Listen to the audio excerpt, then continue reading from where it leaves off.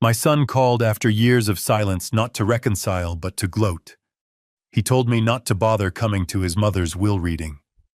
He said her $58 million fortune was his alone.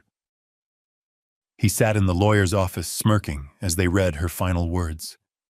But he didn't know about a single sentence I had planted in a legal document 25 years ago.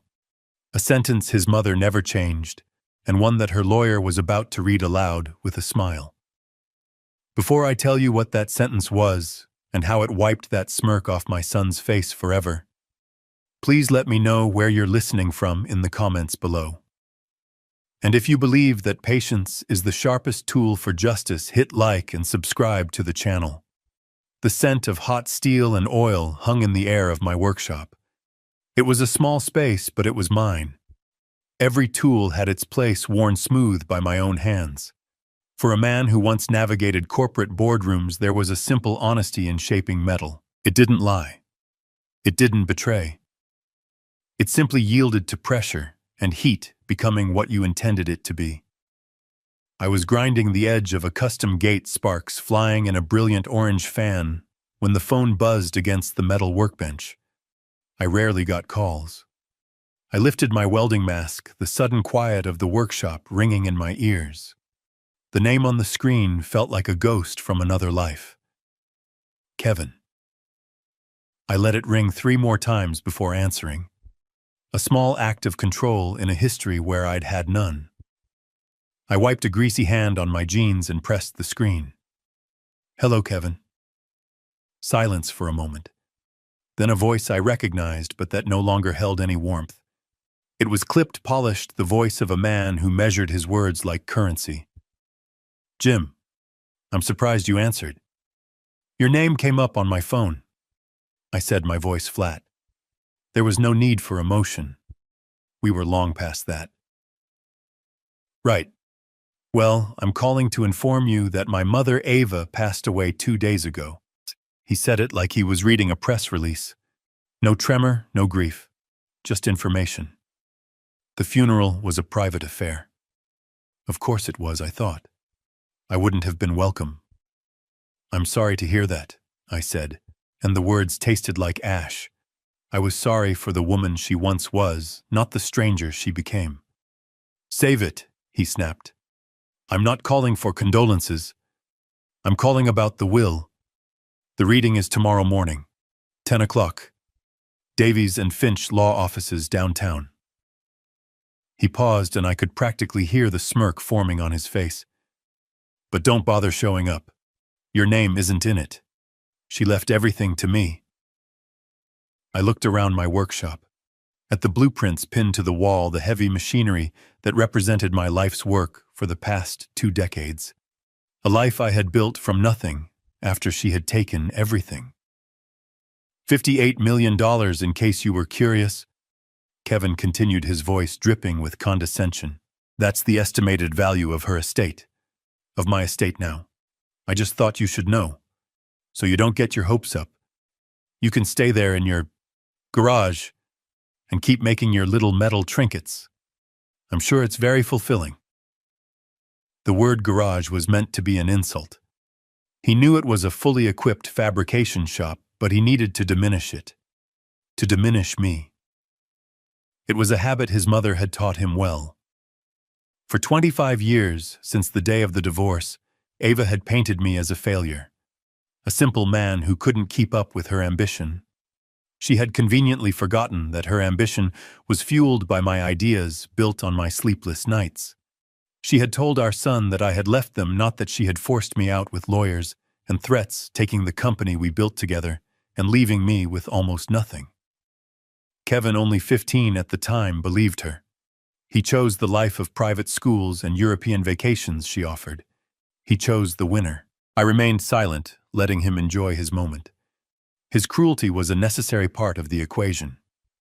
Are you still there? He asked, annoyed by my lack of a reaction. He wanted me to yell, to plead, to show that he had hurt me. I wouldn't give him the satisfaction. I'll be there, I said calmly. A short, sharp laugh on the other end of the line. Why do you enjoy public humiliation? I'm telling you, you get nothing. It's all mine. The house in the Hamptons, the penthouse in the city, the stock portfolio, all of it. Sterling Dynamics is mine. That was the name of the company, the one we started in a real garage with borrowed tools and a shared dream. Now it was a titan in the tech industry. My dream had become his inheritance. 10 o'clock, I repeated, my voice steady. I'll see you then, son. I hung up before he could reply. I stood there in the quiet workshop, the phone heavy in my hand. The old rage, the deep well of pain that I had learned to cap for so many years, bubbled just below the surface. But it wasn't rage that took over. It was a cold, calm resolve, a feeling I hadn't allowed myself to feel for a very long time. It was the feeling of an ending and a beginning. Later that night, long after the moon had risen over the quiet suburban street, I sat at my small kitchen table. The house was modest, a stark contrast to the mansions Kevin now called home. But it was paid for. Everything I owned I had earned with these two hands. I didn't owe anyone a dime. That was a kind of wealth Kevin would never understand. I pulled a heavy dust-covered box from the top of the closet. The words "Sterling Personal" were written on the side in my own faded handwriting. I hadn't opened it in over 20 years. The smell of old paper and fading memories filled the small room as I lifted the lid. Inside were photographs. Me and Ava Young smiling, our arms around each other in front of a rickety workbench. We were holding our first successful prototype. We looked happy. We looked invincible. Beneath the photos were the original hand-drawn schematics for the technology that launched Sterling Dynamics. My designs, my calculations. Her name was next to mine on every page, but the handwriting was all mine. My fingers brushed past these relics of a stolen past until they found what I was looking for. A thick, legal-sized envelope yellowed with age. I pulled out the document inside. The divorce decree. A 20-page monument to betrayal. I didn't need to read the whole thing. I knew it by heart. I had read it 1,000 times in the lonely years that followed. I turned the brittle pages carefully past the sections that signed away my rights to the company, past the custody agreement that Ava had weaponized against me, turning my own son into a stranger. I stopped at page 17, paragraph 4. A clause I had insisted on, one that Ava's high-powered lawyer had dismissed as sentimental nonsense. He had advised her to just sign it to get the deal done. He said it was unenforceable, a meaningless gesture from a broken man. Ava, in her arrogance, had agreed. She wanted the divorce finalized quickly so she could move on with her new life with her new investors. She saw it as the last foolish request of a man she had already defeated. My calloused fingers, scarred from years of working with metal, traced the words that had been sleeping there for 25 years. My expression wasn't one of sadness or anger. It was the quiet, focused look of a craftsman checking his work one last time before revealing it to the world. Everything depended on this, on a few lines of text that a proud woman and her arrogant lawyer had overlooked. They had underestimated me then, and my son was underestimating me now. It was a family tradition, a tradition that was about to come to a very expensive end. I had waited. I had been patient. Tomorrow, in that cold, sterile law office, I would not be the one who was humiliated. The doors to Davies and Finch were heavy oak, the kind that close with a quiet, decisive thud, shutting out the noise of the city and sealing you in a world of hushed importance. The air inside smelled of old leather, lemon polish, and money. It was a scent I remembered well, the scent of Ava's world. The receptionist, a young woman with a polite but impenetrable smile, led me down a long hallway, lined with portraits of stern-faced men, the founders and partners of the firm. Each one seemed to look down with silent judgment. She opened a door at the end of the hall and announced, "Mr. Peterson is here." The conference room was just as I had imagined. A long, dark mahogany table, polished to a mirror shine, reflected the gray sky from the floor-to-ceiling window. The window offered a panoramic view of the downtown skyline, a collection of steel and glass towers that pierced the clouds. I could see the Sterling Dynamics building from here, its name in bold silver letters near the top. Our building. I had helped choose the location. Kevin was already seated at the head of the table, the seat a king would choose. He was wearing a charcoal gray suit that probably cost more than my first car. It was tailored, perfectly designed to project an image of power and effortless success. He was staring intently at his phone, his thumb swiping across the screen. He didn't look up when I entered. He didn't have to. The deliberate nature of the gesture, the focused ignorance, was his greeting. It was a message meant to put me in my place, to establish that I was an intruder in his world. Across from him sat a man in his late 60s with thinning gray hair and sharp, intelligent eyes behind gold-rimmed glasses. This had to be Mr. Davies. He stood up as I entered, a small courtesy that seemed to annoy Kevin. He extended a dry, firm hand. "Mr. Peterson," he said, his voice neutral. "I'm Lawrence Davies. Thank you for coming." "Mr. Davies," I replied, my voice even. I took a seat on the side of the table, several chairs down from Kevin, creating a deliberate distance between us. The silence stretched, filled only by the faint hum of the city outside and the almost imperceptible tap, tap, tap of Kevin's thumb on his phone. He was making us wait. Another small, pathetic power play.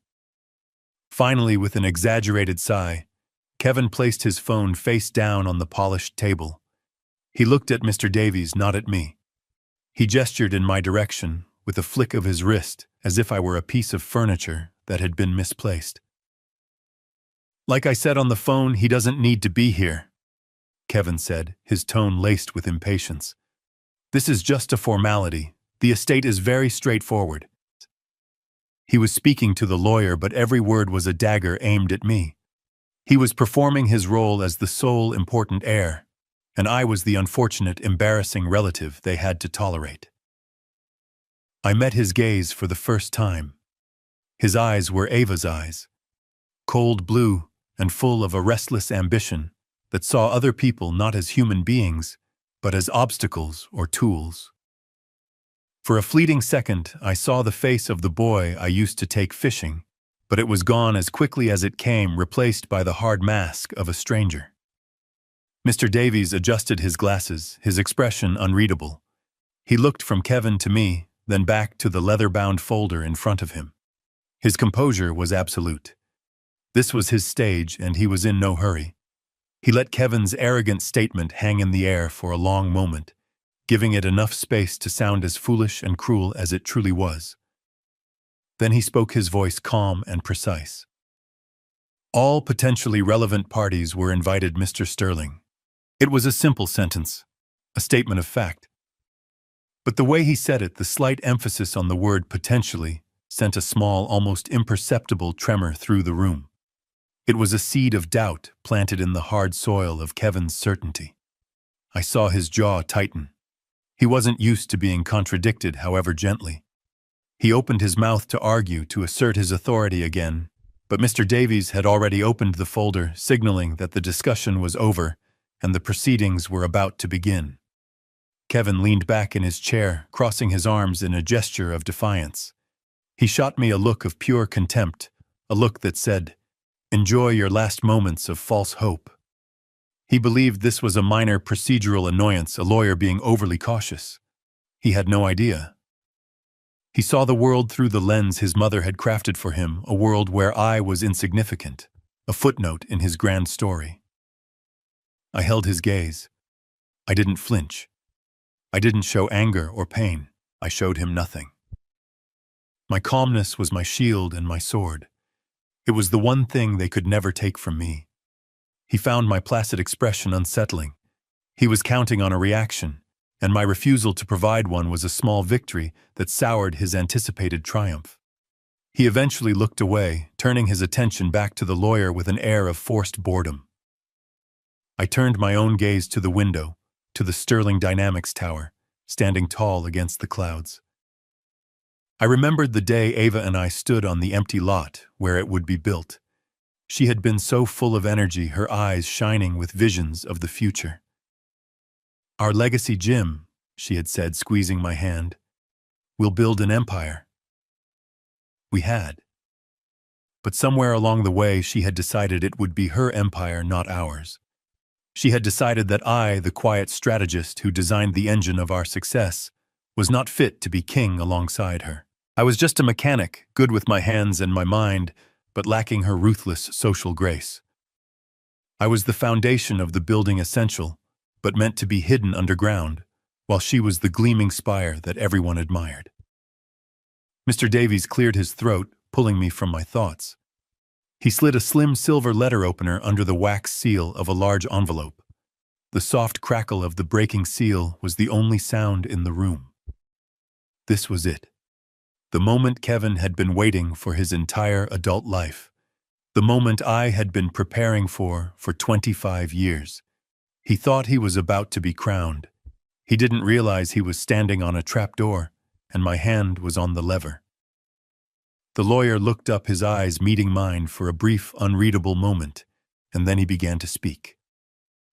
Mr. Davies placed the document flat on the table, his hands smoothing out the crisp pages. He cleared his throat, a small dry sound that seemed to command all the air in the room, and then he began to read. I, Ava Sterling, being of sound mind and body, do hereby declare this to be my last will and testament, revoking all prior wills and codicils. His voice was a monotone, the professional cadence of a man who has delivered life-altering news, both good and bad, 1,000 times. But Ava's words, even when read by another, were anything but neutral. They were alive with her personality, her unshakable belief in her own significance. The preamble was long, a 3-page recounting of her journey from a modest background to a titan of industry. She wrote of her vision, her tenacity, her brilliance. She called herself a pioneer, a trailblazer. She mentioned my name only once, a passing reference to her first husband, a footnote in the grand epic of her life. Kevin shifted in his seat, a picture of feigned solemnity. But I could see the pride in his eyes. He was not just inheriting money. He was inheriting a dynasty, a legend. He believed every word of her self-praise because he had been raised on it. It was the mythology of his childhood. Mr. Davies turned a page. Regarding my real property, he read, I bequeath my primary residence in the Hamptons located at 15 Ocean Drive with all its furnishings and art to my son, Kevin Sterling. A wave of satisfaction washed over Kevin's face. He glanced at me, a quick, sharp look. The corner of his mouth twitched into a small smirk. The Hamptons house. I remembered the blueprints for that place spread across our old kitchen table. Ava had wanted a palace by the sea, a statement to the world that she had arrived. I had argued for something more modest, a home, not a monument. That was one of the first arguments I lost. Furthermore, Mr. Davies continued, his voice unwavering, I bequeath my penthouse apartment at 745 Park Avenue in New York City and the adjoining staff quarters to my son, Kevin Sterling. Another glance in my direction, this one longer, more deliberate. The smirk widened. He was checking for a reaction, hoping to see a flicker of envy, a shadow of regret. I gave him nothing. I kept my eyes fixed on Mr. Davies, my back as straight as a steel rod. My stillness was beginning to annoy him. It was a language he didn't understand. In his world, a man who was losing a fortune was supposed to look defeated. In addition to real property, my financial assets are to be distributed as follows. The lawyer read on. He listed them one by one. The brokerage account at Morgan Stanley, holding a diversified portfolio of stocks and bonds. The private equity investments. The certificates of deposit. The cash accounts in both dollars and Swiss francs. The numbers were staggering, each one landing in the quiet room with a definitive weight. With each new asset, Kevin's posture changed. He went from feigned solemnity to relaxed confidence. He unbuttoned his suit jacket, leaned back in his chair, and crossed his legs. He was the lord of the manor, surveying his domain. He looked at me again, this time shaking his head ever so slightly, a gesture of pure pity. The look said it all. You had a chance at all of this and you threw it away. Look at you now. He was wrong. I had never thrown it away. It had been taken from me. And he, my own son, had been the prize she had used to ensure I would not fight back. Choose me and this life of endless luxury, she had told him, or choose your father and his world of humble work. For a 15-year-old boy, it was never really a choice. I didn't blame the boy he was then, but I could judge the man he had become. The man who sat across from me gloating over his inheritance while the father who taught him to ride a bike sat in silence. My mind was calm. I wasn't thinking about the money. I was thinking about the cost. I remembered the missed birthdays, the school plays. I wasn't invited to the years of silence that had stretched into a vast, empty desert between us. Ava had paid for Kevin's loyalty with these assets, and he had accepted the terms of the transaction. What sat before me was not my son, but the result of a long and successful corporate takeover. Mr. Davies turned another page. Regarding my personal effects of significant value, my collection of modern art, currently valued at approximately $6 million, is to be left in its entirety to my son, Kevin Sterling. This time, Kevin let out a small, almost inaudible sigh of pleasure. He picked up his phone and began to type something, a casual display of disrespect for the proceedings. He was already making plans moving on. He was texting his wife, no doubt, or perhaps a broker. My collection of vintage automobiles, including the 1961 Ferrari 250 GT and the 1957 Porsche Speedster, I bequeathed to my son, Kevin Sterling. The contents of my jewelry safe, with the exception of my mother's wedding band, I also bequeathed to my son, Kevin Sterling. The list went on. It was a litany of excess, a final boastful testament to a life spent acquiring things. Each item was a brick in the wall that Ava had built between me and my son, and now Kevin was claiming that wall as his fortress. He had stopped looking at me altogether. In his mind, the match was over. He had won. I was no longer a player, not even a spectator. I simply didn't exist.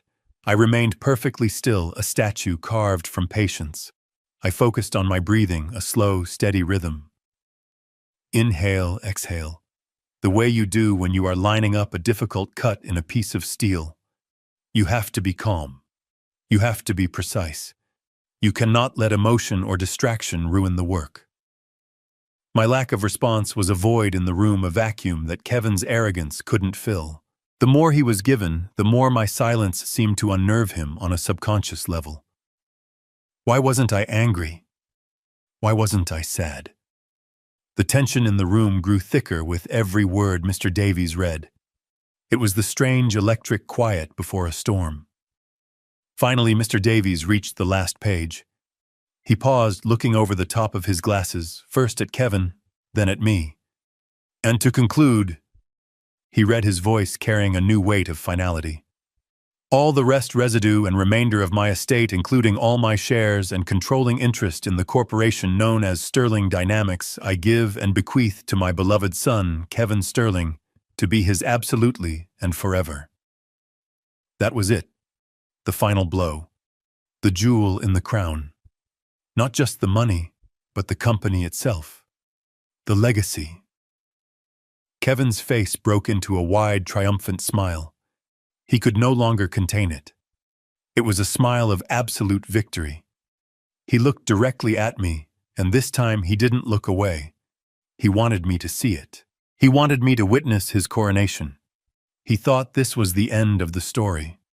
He thought the lawyer would now close the folder, and he would be free to step into his new life. He had no idea that everything he had just heard was merely a prologue. Mr. Davies neatly squared the pages of the will, his movements precise and unhurried. He slid the document back into its leather-bound folder. The soft click of the folder's clasp echoed in the tense silence of the room.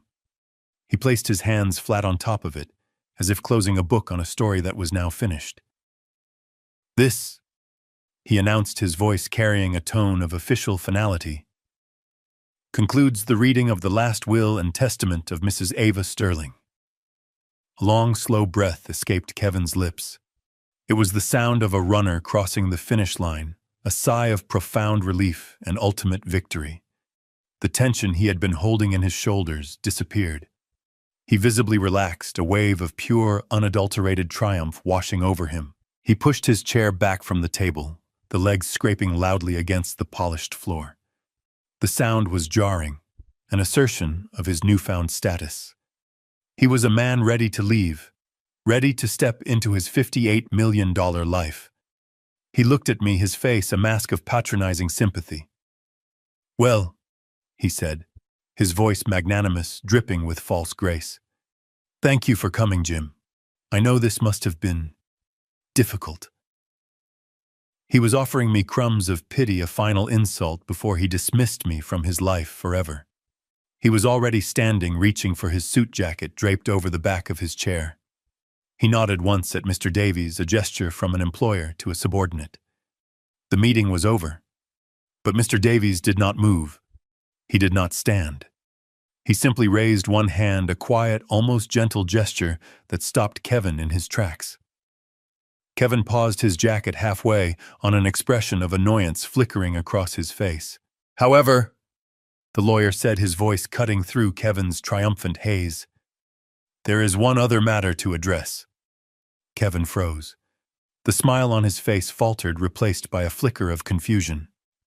"Another matter? What are you talking about?" "You just said it was concluded."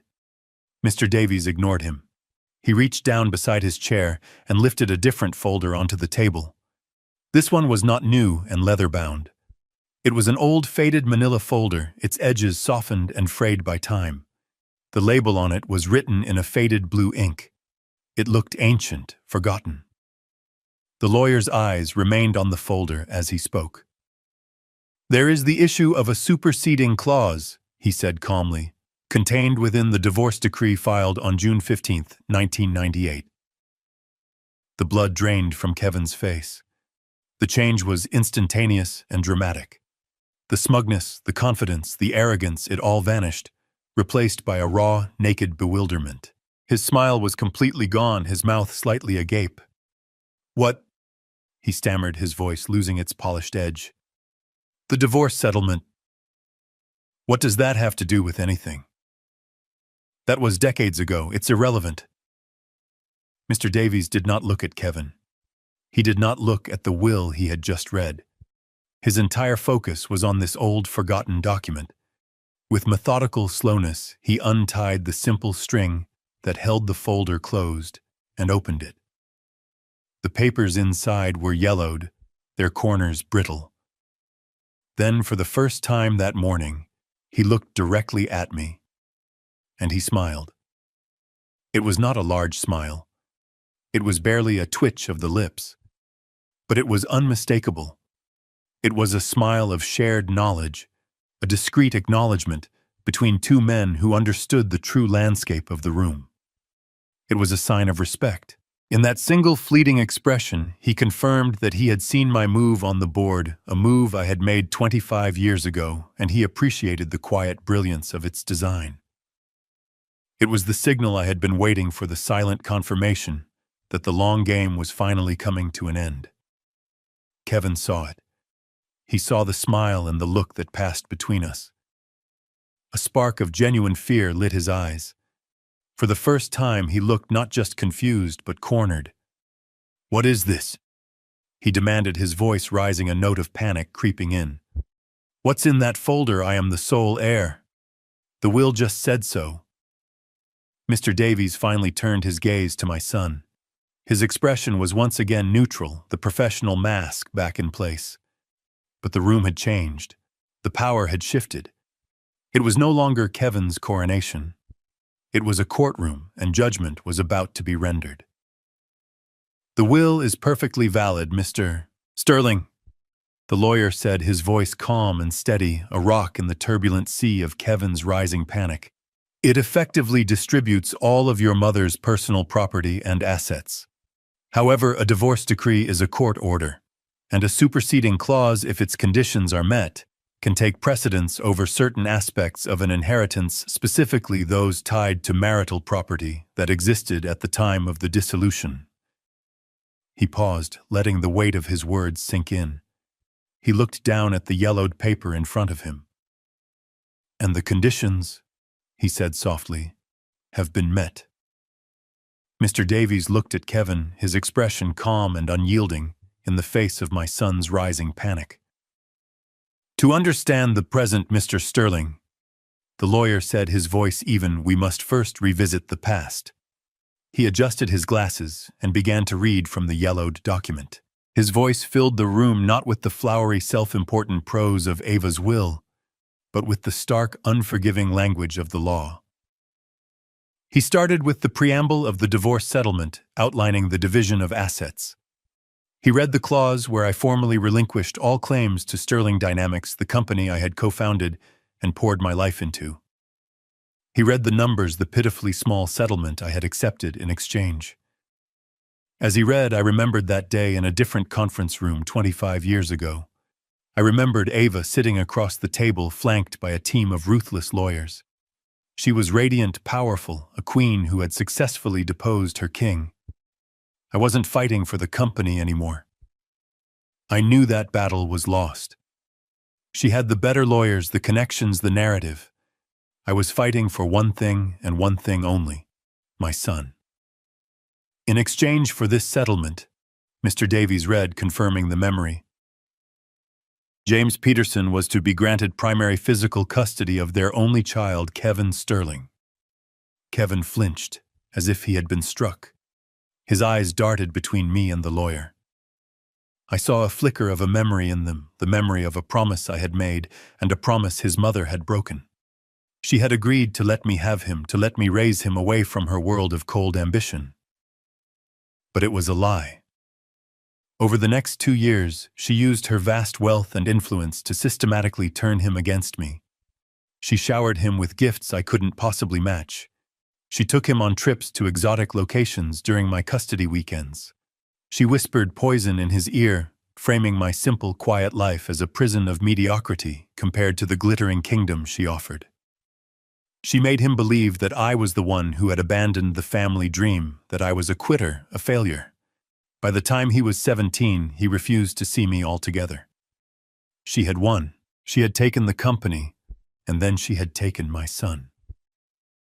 Now, Mr. Davies said, his voice pulling me back to the present. He turned a page, his finger landing on a specific paragraph. We come to the clause in question.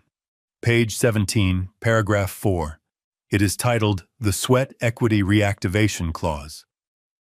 Kevin leaned forward, his hands flat on the table, his knuckles white. I've never heard of such a thing. This is ridiculous. Mr. Davies ignored him and began to read. I closed my eyes for a second, listening to the words I knew by heart, the words that had been my silent sleeping partners for a quarter of a century. This clause states, the lawyer read, that although James Peterson relinquishes his 50% founding stake in Sterling Dynamics, said stake is not dissolved, but is instead placed in a dormant, non-voting trust. He paused, letting the legal jargon settle. The clause further stipulates that this dormant stake, representing 49% of the company's total shares, will be automatically reactivated and transferred back to James Peterson upon Ava Sterling's death, provided that 2 specific conditions have been met. Kevin was shaking his head, a frantic, desperate motion. No, my mother would never have agreed to that. Her lawyers would never have allowed it. On the contrary, Mr. Davies said coolly. The records indicate her legal counsel at the time dismissed this clause as sentimental and unenforceable, advising her to sign the agreement to expedite the divorce proceedings. They believed the conditions were so specific and so unlikely to ever be met that the clause posed no material risk. The lawyer looked up from the page. They were mistaken. He then laid out the 2 conditions, his voice clear and methodical, each word a hammer blow against the foundation of Kevin's world. Condition 1, he stated, the fair market valuation of Sterling Dynamics must exceed $500 million at the time of Mrs. Sterling's passing. He slid a document across the table. It was thick, bound in a blue cover. This is an independent appraisal of the company commissioned by the estate, as is standard procedure. As you can see on page 3, the conservative valuation of Sterling Dynamics, as of last week, is $512 million. He looked at Kevin. Condition 1 has been met. Kevin stared at the report, but he wasn't seeing it. His eyes were wide with a dawning horror. The very success he was so proud of, the empire he thought he was inheriting, was the first key turning in the lock of his own undoing. And now, Mr. Davies said, his voice dropping slightly, becoming even more deliberate. Condition 2. He read directly from the clause. If the sole heir, Kevin Sterling, is found to have willfully and consistently failed to maintain a meaningful filial relationship with his father, James Peterson. This failure is defined as a continuous period of no substantive contact initiated by either party for a term of no less than 5 consecutive years. The room was utterly silent. The only sound was Kevin's breathing, which was now shallow and rapid. He looked at me, his face a mess of confusion and dawning comprehension. All those years of silence. All those unanswered phone calls and returned Christmas cards. All those times he had walked past me on the street in the city, pretending not to see me. He thought they were acts of loyalty to his mother, affirmations of his choice. He never realized they were entries in a ledger, a record of neglect that was about to come due. For the past several weeks, Mr. Davies continued, as executors of the estate, my firm has been legally compelled to verify if this condition has been met. We subpoenaed phone records, email servers, and financial statements.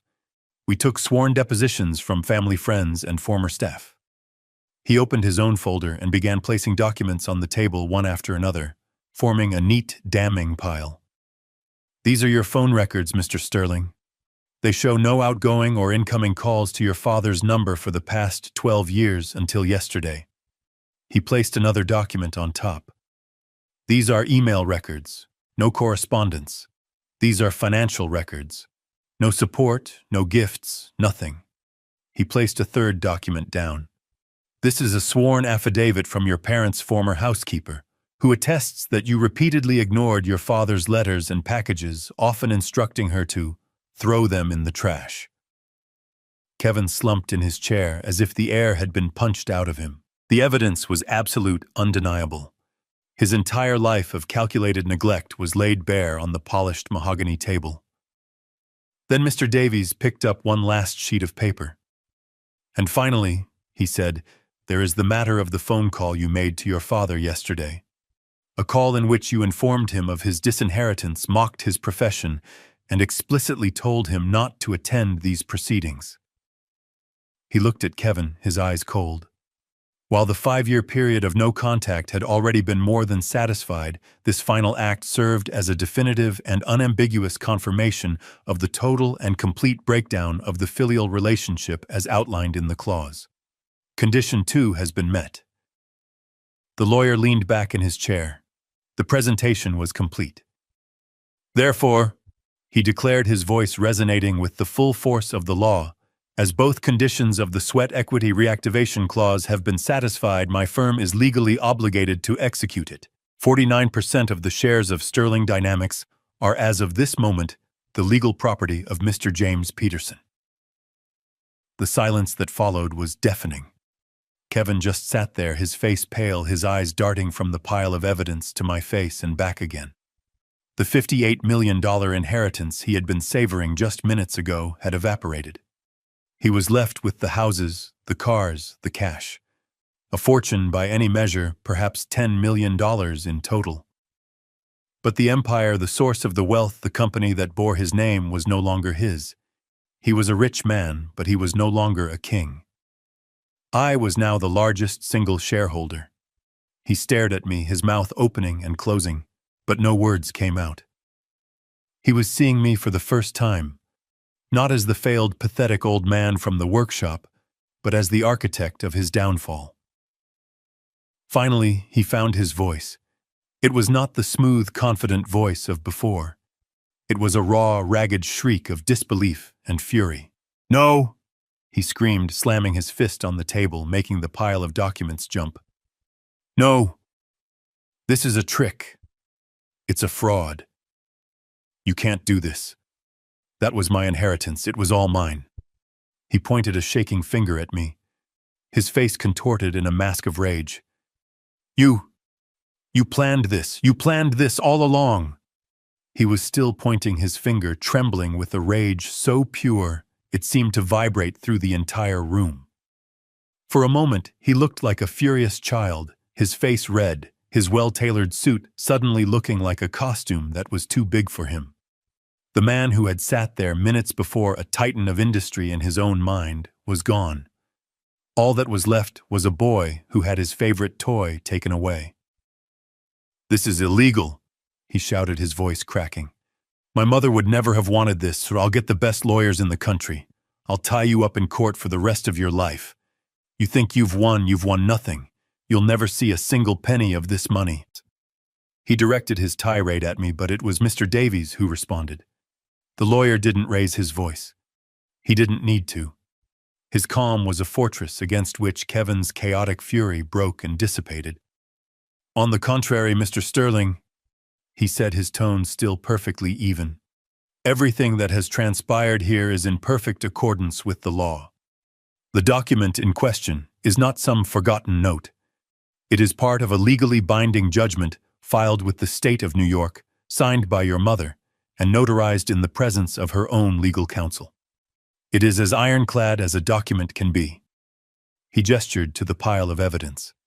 "Furthermore, the verification of the conditions was conducted with the utmost rigor. We were legally obligated to do so. Any attempt to challenge this in court would require you to prove that either the company is not worth what the appraisers say it is, or that you did in fact maintain a relationship with your father for the past decade." He paused, letting the impossibility of that task hang in the air. "Given the evidence, including your own phone records, such a legal challenge would be ill-advised. It would be lengthy, public, and extraordinarily expensive, and the outcome would be the same." Every word Mr. Davies spoke was a calm, rational nail in the coffin of Kevin's hope. The lawyer wasn't being cruel. He was simply stating the facts, the unchangeable reality of the situation. Kevin's face crumpled. The rage began to subside, replaced by the hollow, empty look of true defeat. He sank back into his chair, his body deflating, the fight draining out of him.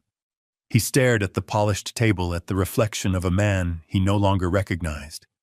He had lost, and he knew it. It was then that I spoke for the first time. For 25 years, my voice had been absent from their lives. First silenced by Ava's power, then by my son's rejection. In this room, until this moment, I had been a ghost, a silent witness. But now the silence was over. My voice, when it came, felt unfamiliar in the quiet space. It was deeper than I remembered, rougher from years of disuse in matters of the heart. But it was steady. It was the voice of a man who had nothing left to lose and everything to reclaim. "He is right, Kevin." My son's head snapped up. He stared at me as if I had truly just materialized out of thin air. The anger in his eyes was gone, replaced by a raw, confused hurt. I looked directly into his eyes, the same blue eyes as his mother, but now they were wide and lost. "You can sue me," I said, my voice calm and firm. "You can spend years of your life and millions of dollars trying to fight this. You can drag our family's name through the mud, and the business pages will feast on the story of the son who was undone by his own neglect. You will become a laughingstock in the world you care so much about, and in the end you will lose." I let that sink in. I let him picture it. The gossip, the headlines, the pitying looks from his friends at the country club. "Or," I continued, my voice softening just a fraction, "you can accept the truth. You can accept the consequences of the choices that you and your mother made a long time ago. The choice is yours, a public humiliating defeat, or a quiet private one." He said nothing. He just stared at me, his breathing ragged. He was finally seeing me not as the caricature his mother had created, but as a man who had been playing a different game all along, a game with rules he never knew existed. I had his attention. Now it was time to end it. It was time to show him that this was never about what he thought it was about. "I have no interest in running Sterling Dynamics," I said, and I saw a flicker of shock, a tiny spark of desperate hope in his eyes. He thought I might be offering him a deal a way back in. I quickly extinguished it. "I have no desire to sit in your mother's office or to be a part of that world. That part of my life is over." I leaned forward slightly, my hands resting on the table.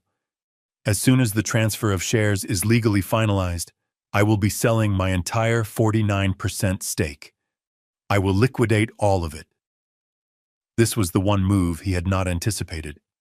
It broke through his anger, his despair, his confusion. He could understand me wanting the company for revenge or for power. But to simply walk away from it, it was incomprehensible to him. To him, the company was the ultimate prize. To me, it was a cage, a beautiful gilded cage that had cost me my family. "You're selling it," he stammered the words, barely a whisper. "All of it. All of it," I confirmed. "I don't want it, Kevin. It was never about the money. It was never about the business." I paused, and for the first time I let a hint of the long-buried pain show in my voice. It was about a promise that a father should be allowed to be a father to his son. It was about a clause that your mother and her lawyers laughed at. They thought it was worthless, but I knew its true value. It wasn't about money. It was a measure of character. And today the account is settled. I stood up. I had said everything I needed to say. The rest was just paperwork. I looked at my son, truly looked at him, and I felt a deep, profound sadness. Not for the money he had lost, but for the man he had never learned how to be. He was a stranger to me, a stranger raised on a doctrine of wealth and status, and now he was lost, his compass shattered. "I'm leaving now," I said to Mr. Davies. "You have my contact information. Let me know when the papers are ready to be signed." The lawyer simply nodded, a look of quiet understanding on his face. I walked toward the door, my footsteps echoing on the hardwood floor. I didn't look back at Kevin. I didn't need to. I could feel his eyes on me, filled with a storm of emotions I couldn't begin to untangle. I had not come here to destroy my son. I had come here to reclaim a piece of myself that had been taken from me. I had come to prove that the truth, no matter how long it is buried, eventually finds its way to the light. As I closed the heavy oak door behind me, I felt a weight lift from my shoulders that I had been carrying for 25 years. I was finally free. The sale of the shares was faster and quieter than anyone expected. A rival corporation, eager to gain a foothold in the market, bought my entire 49% stake in a single private transaction. The number that appeared in my new bank account had a dizzying amount of zeros. It was more money than I could ever spend in 10 lifetimes. But I knew exactly what to do with it. 3 weeks later, I was in a different kind of office. It wasn't on the top floor of a skyscraper. It was on the 3rd floor of a modest brick building with a view of a small city park. There was no mahogany table, just a simple wooden desk. The name on the door didn't say Sterling Dynamics. It said the Peterson Foundation for Parental Rights.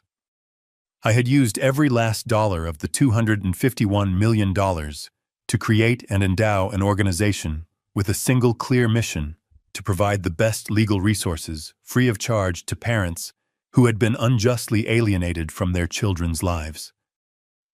I had hired the sharpest, most compassionate family law attorneys in the country. We would be the voice for the silenced. We would be the shield for those who had been left defenseless. My first appointment was a man named George. He was about my age, a retired school teacher with kind, tired eyes. He clutched a worn folder full of letters and photographs, just like I once had. He told me his story, a heartbreaking tale of a bitter divorce and a daughter who had been taught to hate him. He spoke in a low-pained voice, the voice of a man who had almost given up hope. I didn't interrupt. I just listened. I listened to his pain, to his frustration, to the deep, abiding love for his child that had survived years of rejection. I understood every word. I had lived every word. When he was finished, he looked at me, his eyes filled with a desperate, fragile hope. "Do you think," he asked, his voice barely a whisper, "do you think you can help me?" I looked at this good man, a man who deserved to be a father to his daughter. I thought of the empire Ava had built to isolate me and the fortune she had used as a weapon. And I realized that her real legacy would not be a tech company. Her real legacy would be this. All that power, all that ruthless ambition, all that money would now be used to undo the very kind of damage she had created. The irony was a quiet, perfect justice. I leaned forward, and for the first time in as long as I could remember, I smiled. It wasn't the tight, pained smile of a man enduring loss, or the cold, calculated smile of a man plotting his revenge. It was a genuine smile. A smile of peace, of purpose. "Yes, George," I said, my voice full of a certainty that warmed the entire room. "I do. Let's get started." This story teaches us that true strength isn't found in loud confrontation, but in quiet, patient resolve. It reveals that integrity and foresight are far more powerful than inherited wealth or arrogance. Justice meticulously planned for years can be a silent force that redefines victory. The ultimate triumph isn't about claiming a fortune, but about transforming personal pain into a legacy of purpose that helps others. It's a powerful reminder that a person's true worth is measured not by what they own, but by the character they uphold when everything is taken from them. If you believe that the most powerful victories are won with patience and principle, please like this video and subscribe for more stories. 준비하고 갯방이에요. 집 가서 같이 번지 점프 한번 다시 보기 봐요. 이 밤을 손을 잡고 소미 오빠, 나는 내일 많이 잘게. 내일 오늘 방송하고 푹 쉬고 많이 자고. 부럽다. 콩콩 오빠, 나 사진 찍었어. 근데 언니 대단한 게 뭔지 알아요? 내려오는 와중에도 저는 막 팔 일이 포덕포덕 거리거든요. 언니 캠 지키려고 손은 꿋꿋이 이러면서 내려오던데요. 그러니까. 아, 그거 좀 대단했어. 그리고 그거 꼭 보여드려. 네. 내가 봤을 때 동영상에 소리 담겼을 거예요. 담겼어. 무조건 담겼어. 아, 지금 소리 목소리. 진짜 그게 너무 웃겼어요. 아으.